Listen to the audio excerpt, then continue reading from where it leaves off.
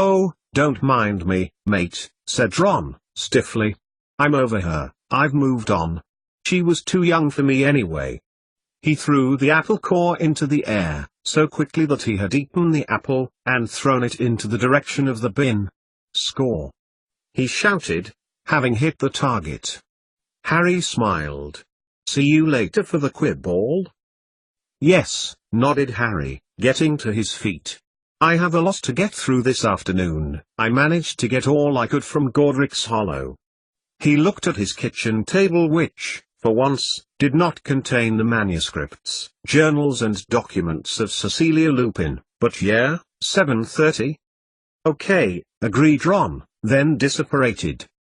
"You didn't tell me about Sam," said Hermione, getting up from the living room and coming over to stand by him.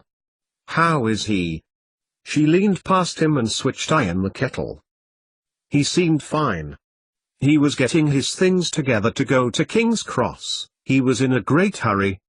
"I would be, if I were meeting Critelia," said Hermione, smiling. "They are good for one another." She leaned back and looked at the table on which rested Harry's work for the afternoon. "What have you discerned, so far?" "With these?" asked Harry, looking at the front cover, then turning over the original copy of the Wize. "I can only say what I said before, and what Mum said before me. Nowhere in this original copy does Felix's father, Mendel Felixson." He looked at the faded name on the cover, written in Gothic script. "Well, this original does not exactly tally with what the conjurists are saying they believe, or what they claim in their proclamation." He looked over to his fiancée. "Do you think these will help the defense?" "Perhaps," said Hermione. "Callias will provide what he sees fit.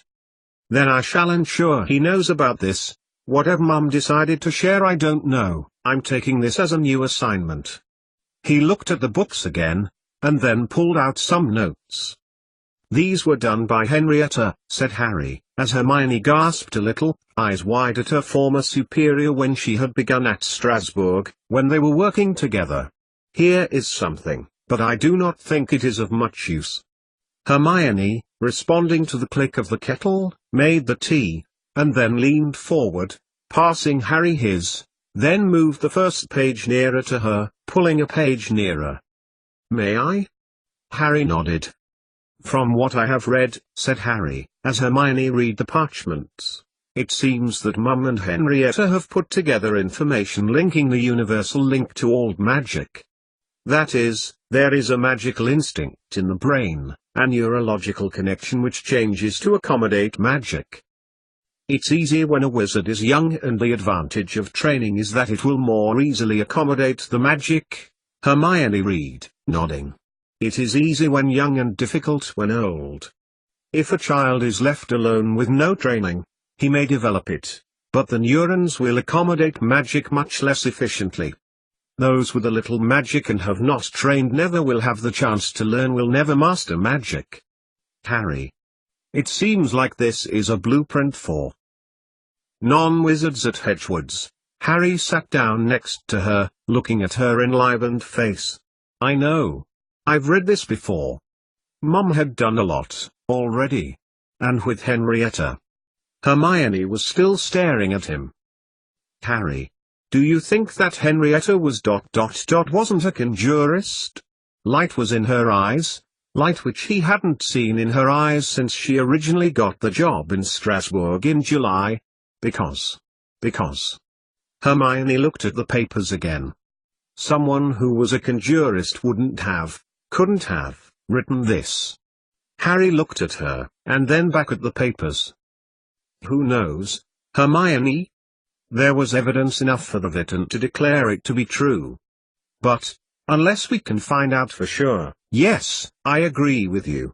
The author of this shows their understanding, and insight. Not the usual qualities of a conjurist." But Hermione didn't seem to be listening to him. Instead she was running her fingers over the letters on a page.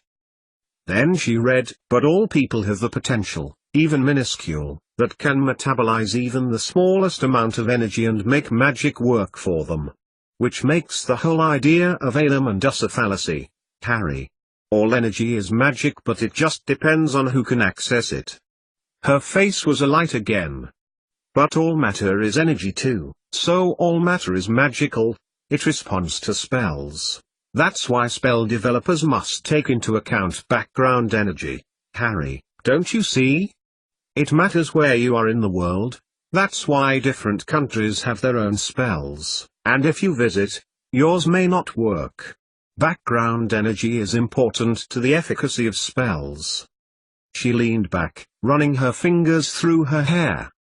But our spells are so old, these have been accounted for in posture, voice intonation, and why some spells work better than others. It's to do with practice.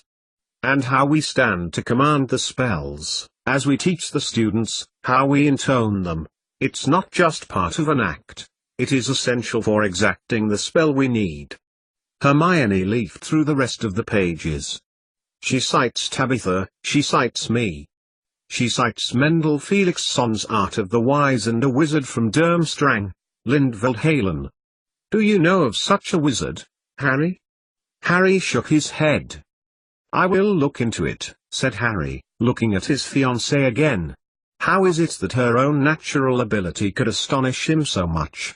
Because this ... all of this, not new work, but this work already done, will need to be heard at the petition hearing in Strasbourg. Well, said Hermione. That should save you some time. And I'll look forward to you reading my work. Now everything you were going to do is already here. Wow! Wouldn't Severus have liked to have read this? Yes, agreed Harry. He would. It seems to tie in with Mrs. Frobisher's books. I'll get on with the household jobs, and you can get on with your work in peace.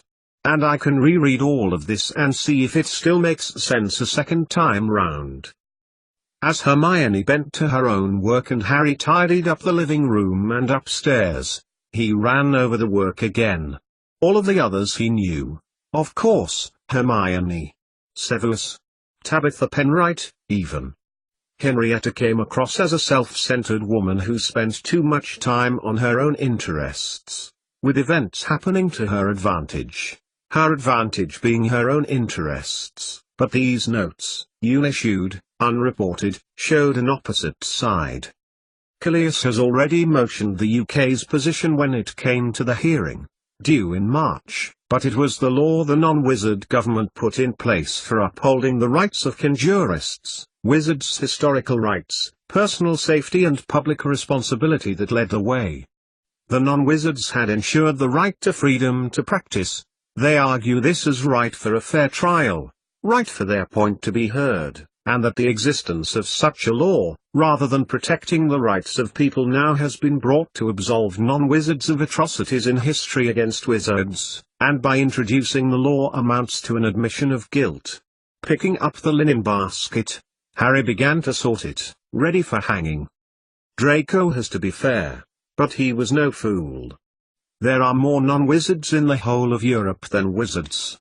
It was that book again, Art of the Wise. Ha!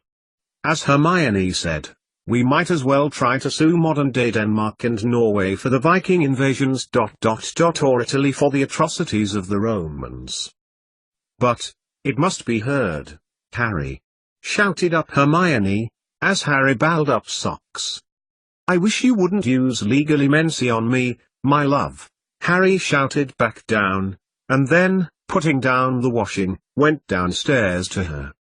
You could just talk to me. Anyway, isn't that exactly what the conjurists want? Hermione smiled at her fiancé. They know it's ludicrous. The point is, by airing it keeps their cause alive and airs it again for a fresh audience. Won't we see more attacks on non-wizards now ... That is an incentive for hatred ... But whoever was behind this knows that legislation is far more powerful than actual might. And in the meantime, Dad hates staying at Grimmauld Place, knowing that Sirius had known all about Mum and Remus, but he is the head of the reciprocators. He talks about keeping track of both what's left of the reciprocators and the non-wizarding reciprocators. He complains Mum's being unreasonable. I know he wants to complain about Sirius too, but he'll have nowhere to go if he does. And besides, Sirius hasn't done anything that wrong." Hermione put down her work, taking his shoulders in her hands and guided him towards the settee. "Come on, let's look at these books again. The least we can do is help this boy." And Severus, the genius that is Severus Snape, arranged for Mrs. Lupin's work to be transferred into those which you stored for him for months without knowing it.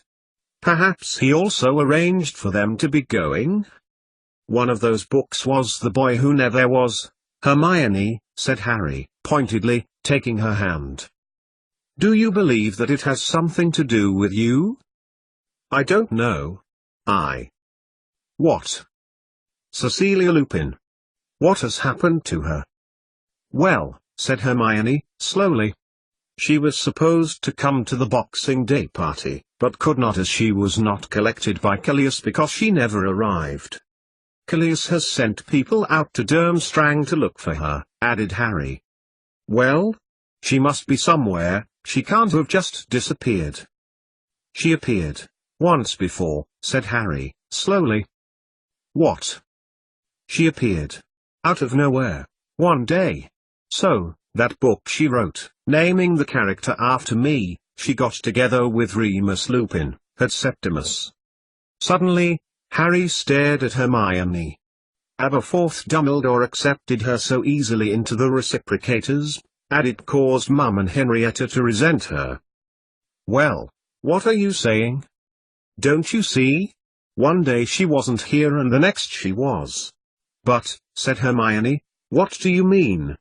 There was a long silence, where Harry continued to look at Hermione, but then looked away.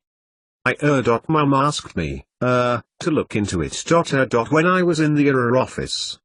Now I realize why," he replied, pinking a little. "Of course why. Now. I found no record of her. Not at Edgeford, where she claimed she had lived, not in Warshaw, where she said she was born. No birth certificate, no school or medical records. She is a mystery. I never told Mum, though. I told her I couldn't find anything out. But Cleus is looking for her. She's married to his brother. She has a son who has gone off, too. Then there's those books which we gave to Snape. All seems too much of a coincidence to me, Hermione." Okay, said Hermione, at length. "Well, what is there to do? What do we do?" "There's not a lot we can do, I don't think." Harry looked back at Hermione, her eyes full of concern. "Just let things happen? Go to Cleus Lupin and confront him? You know he will not tell us anything, especially if there is something up. And if there is, he'll be alerted to the fact we know." Hermione leaned over and nestled into Harry's shoulder. He put an arm over her and cuddled her in. "It is beyond our control, Hermione," said Harry, softly. "What is happening has very little to do with us. Or, he thought, just a moment later, perhaps entirely to do with us." "I heard that," said Hermione, quietly, closing her eyes. 88,888,888. The new headmaster of Hedgewood's School of Witchcraft and Wizardry watched as Severus Snape and Cleus Lupin crossed into France's western region before moving his hand across the fire in the hearth. Shuffling in the pictures behind indicated the past head teachers of Hedgewood's were interested in the present incumbent's interest as he then attempted a connection to Callias. On the perch at the back of the office, a chip-chipping noise drew his attention and he lowered his hand, turning. Severus Snape had left his ice phoenix, far from his home in Iceland. It was solidifying, and in a few moments it would transform. A cloud of tiny ice shards, a crumble, and the bird pulverized, leaving behind a pile of ice powder.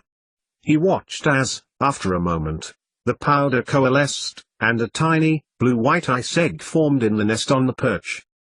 For someone who was never educated in a school, Lindveld Halen felt he had spent a long time as an adult in one. Hedgewood's was very different to Durmstrang. to Xpatons, that medieval castle on the coast of France as well. The children were very different. Despite their differences, the head teacher considered, as he held his hand over the cracking ice phoenix egg as it hatched, Lindvoldhalen felt that nevertheless, they would get on very well together. 88,888,888